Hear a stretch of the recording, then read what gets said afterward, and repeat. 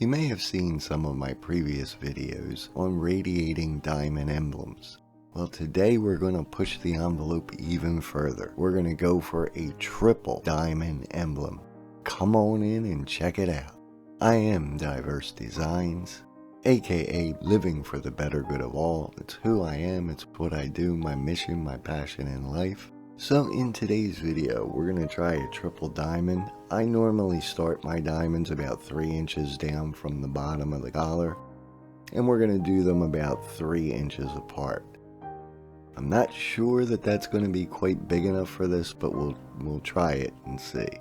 And then I'm going to mark my halfway points so I know where to measure out for the side of the diamond.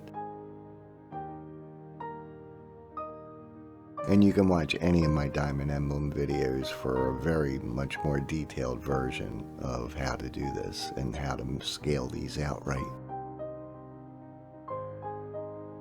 Okay, so now we've got it all set there. So I'm going to work this just like I do any of them. I'm going to try to continue the folds on both sides of the line as far as I can on either side of the shirt.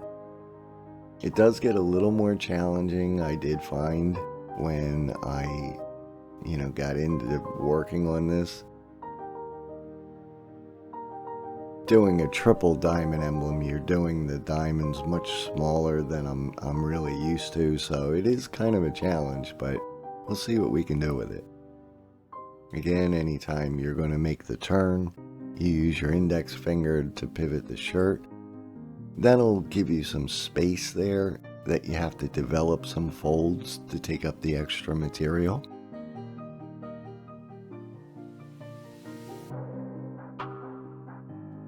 And be sure to stay tuned, folks, because I'm going to give you 2 very, very, very valuable lessons that were learned in this particular video that can save you some money, some heartache, a lot of disappointment. And again, I just carry my folds all the way down for the remainder of the line.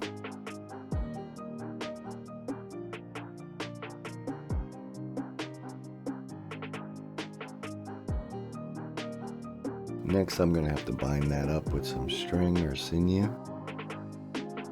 And I return the shirt to its original position, and I start the process again, just as if I was doing a single diamond.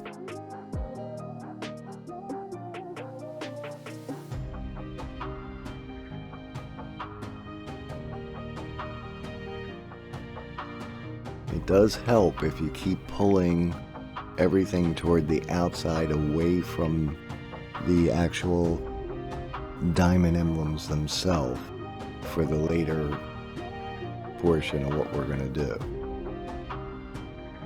Again, I just repeated the process of using my index finger to hold the point at where I was going to make the turn. I take up the extra material and I finish the next line of the fold for the second diamond.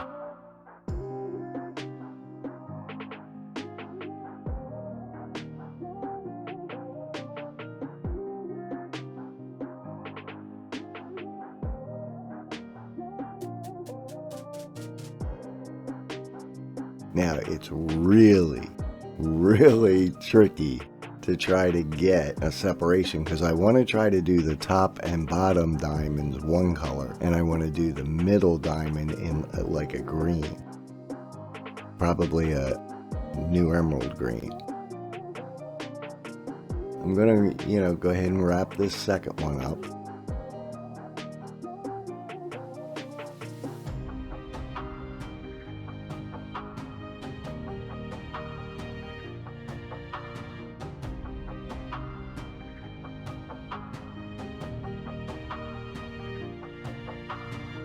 And right here is where I learned a lesson that I actually give as advice in another video about not cutting corners. Now, you can see right here where my bottom hand is. When I move that hand, you're going to see that there's a big piece of that second diamond that is not fully within the tied sinew. This is going to cause kind of a ruining effect in the final product, as you're going to see. And it always does, folks. Don't ever take a shortcut. If you don't have it right, take it back as far as you need to start again. You spend so much time on these, don't cut yourself short and waste all that time with a ruined product. So then again, I'm going to back out, give you a better view of how I just radiate the lines the rest of the way the best I can. Now the areas in between each of the diamonds is going to have these little curved loopy-loop sections. And again, I'm just binding this rest of this up by rubber bands. Now if you notice, again, when I show you the two diamonds on the left, they're nice and tight together, and the one on the right, between the right and the middle, there's a big separation. That will ruin your middle diamond, and possibly your bottom diamond as well, but we'll see. Maybe I salvaged it. So I used some new emerald green in the center, and I used some kingfisher blue on the top and bottom ones. And on the kingfisher blue ones, above, right at the very tips and underneath, I used a mist gray. I'm finding that gives these really neat halo effects. And I used a bright green underneath the tie for the where the new emerald green is.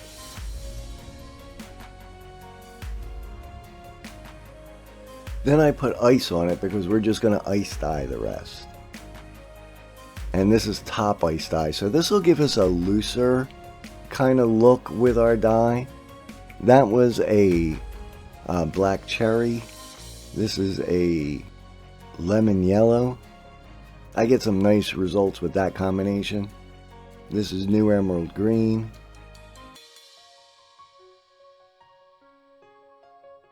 Bright green. Another nice combination is any dark green and a bright green. Oops. What came back in with a teal blue actually for this portion. Back to the lemon yellow.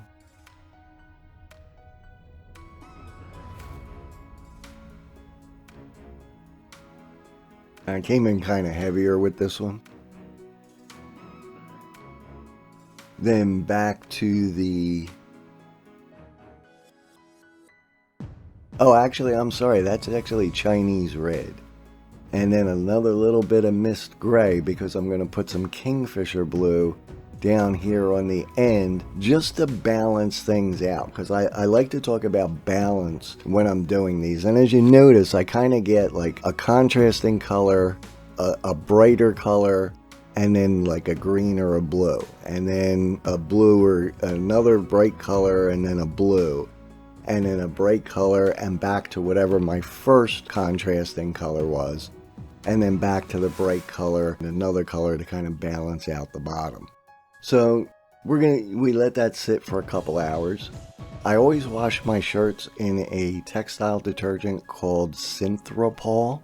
You can buy it on Amazon.com or Dharma Trading Company, where I get all my dyes.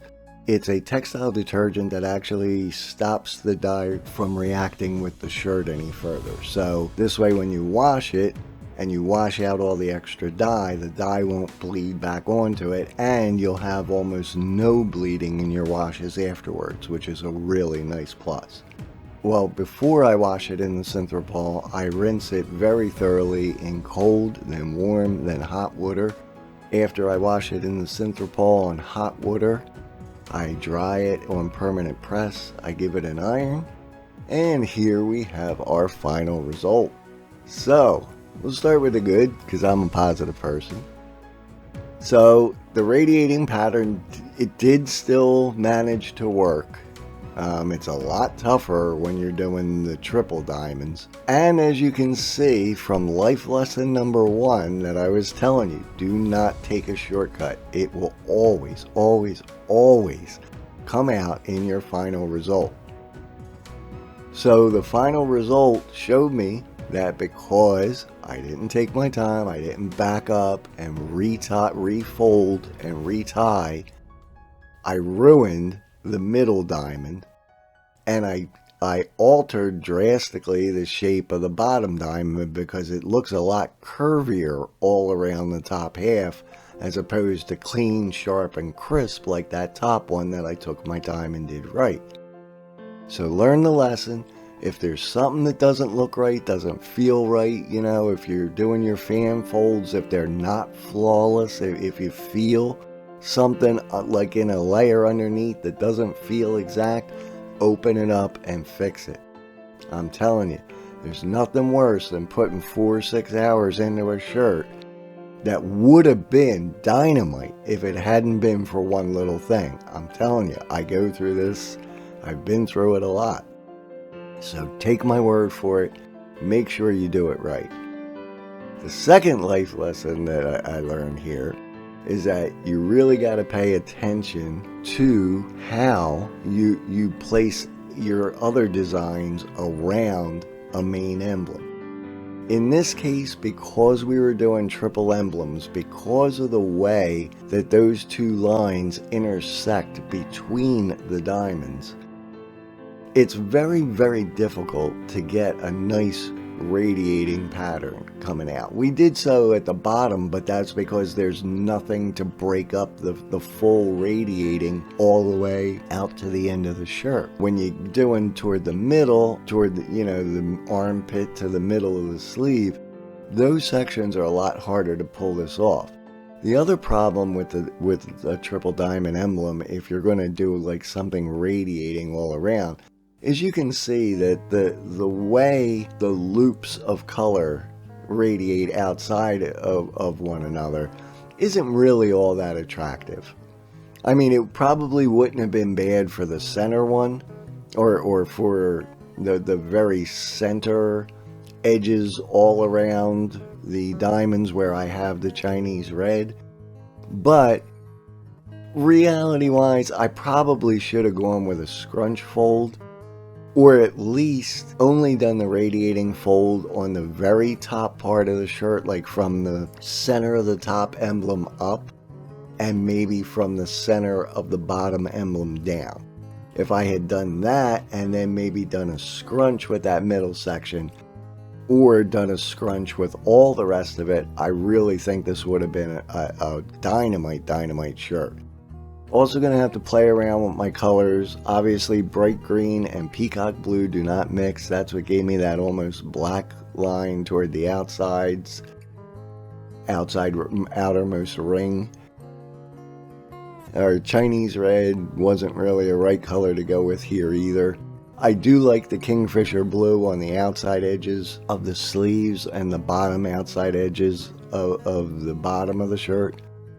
But as I said, you know, paying attention to the idea of, you know, picturing what something's going to be like is so important to these, because as I said, I know this will sell. I mean, I know my client base, and I know somebody's going to pick this up, but it's not going to be one of my top dollar items. It's not going to be one of the ones that I can charge, you know, a reasonable amount for it, because I sell my shirts so dirt cheap, it's ridiculous. I pretty much lose money on almost everything because I'm just too nice a guy. But try the diamond pattern. Again, my suggestion would definitely be to use a scrunch pattern all around the full pattern outside of that.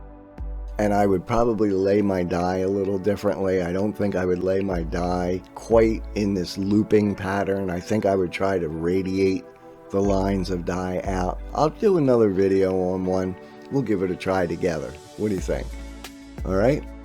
So, as somebody who is always living for the better good of all, I can tell you that there is nothing that feels as good is when I do something good for somebody else. And there's a whole lot of people feeling good out there because we have had over 200 subscribers just in the last month. And I'm up to 300 now, and I'm so thankful to each and every one of you. I know that's nothing in the grand scheme of things when you look at what's out there, but to some little humble guy like me, it means the world. So thank you all so much.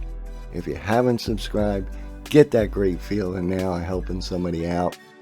A little green tie-dye t-shirt in a circle is about to pop up. Please click on that. That's my subscribe link. It's not for my ego.